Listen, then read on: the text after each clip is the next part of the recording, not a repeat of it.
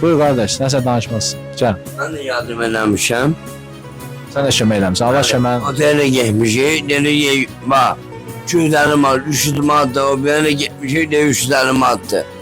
Yani kimin gülür çatırsa da bu gözəllərə kömək eləsin. Allah sənin Mən də bacanam yoxdur, şəhərlə ata ana yox.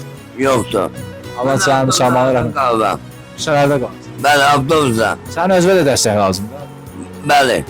513 avtobusda. Sənin görə necə ürəyin var ki, özünə dəstək lazım olan, sən bunlara dəstək ol. Bəli. Kim bəyənsə bu anamıza kömək olsun. Amin, amin.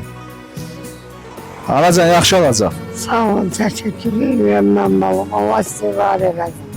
Mirağan görürsəniz, dəstək verirsiniz. Yox, Vay Mirağan, vay Mirağan, vay Mirağan. Ən azı gəlib qoymada küçədə qalsın.